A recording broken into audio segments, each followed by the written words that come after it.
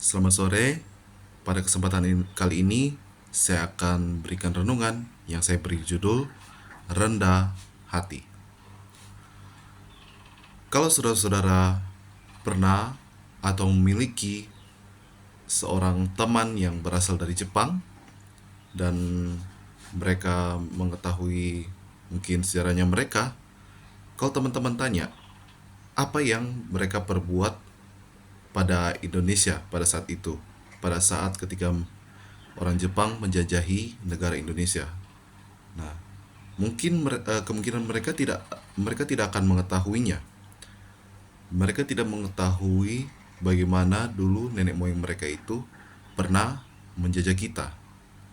Karena ya, betul. Jepang itu memang mengajarkan Perang Dunia II. Tetapi penekanannya mereka itu adalah di mana ketika mereka merupakan sebuah atau seorang victim, seorang korban dari Perang Dunia II. Bagaimana kekalahan mereka itu masih ada dampaknya pada mereka sampai saat itu.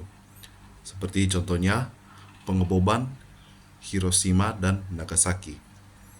Dan memang itu ada dampaknya. Tetapi mereka tidak diajari bagaimana mereka itu sudah membuat dampak juga pada Perang Dunia II kepada negara-negara lain seperti Cina, seperti negara-negara di Asia Tenggara seperti Filipina dan juga negara Indonesia. Mereka tidak diajarkan tentang bagaimana buruknya perbuatan nenek moyang mereka pada saat itu. Dan ini memang mungkin memperkuat adanya suatu perkataan bahwa sejarah itu dibuat oleh pemenang. Nah, mungkin tidak pas untuk hal ini, tapi kalau misalnya kita lihat ke aliansi mereka pada saat Perang Dunia II atau teman mereka pada saat Perang Dunia II, Jerman. Jerman juga memiliki perbuatan-perbuatan yang buruk pada masa perang. Seperti contohnya kejadian Holocaust. Ketika orang-orang Yahudi itu dikumpulkan ke kamp konsentrasi di mana mereka disiksa pada saat itu, mereka diberikan gas beracun. Nah, dan apakah diajarkan pada sekolah Jerman pada saat ini? Ya, mereka diajarkan. Mereka diajarkan betapa buruknya nenek moyang mereka pada saat itu dan mereka rendah hati mereka.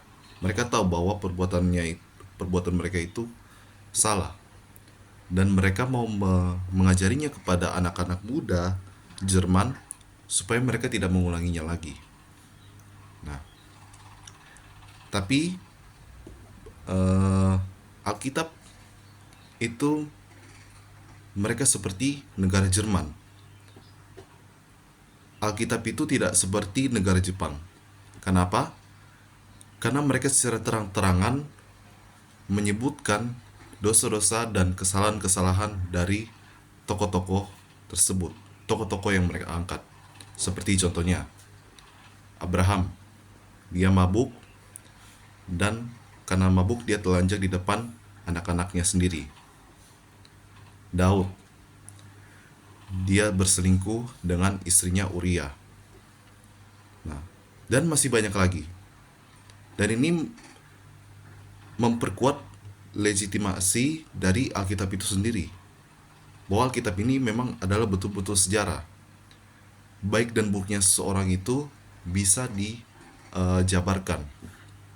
Nah, dan apa yang bisa kita ambil dari sini?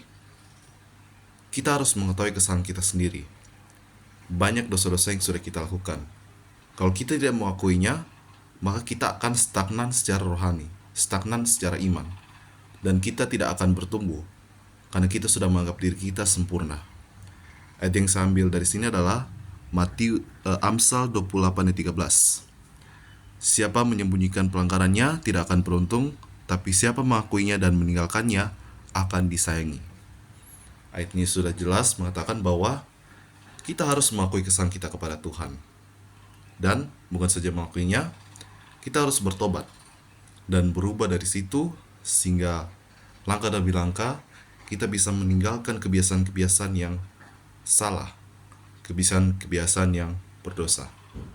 Jadi, marilah kita belajar dari dosa-dosa kita, dan marilah kita tumbuh bersama dengan Kristus.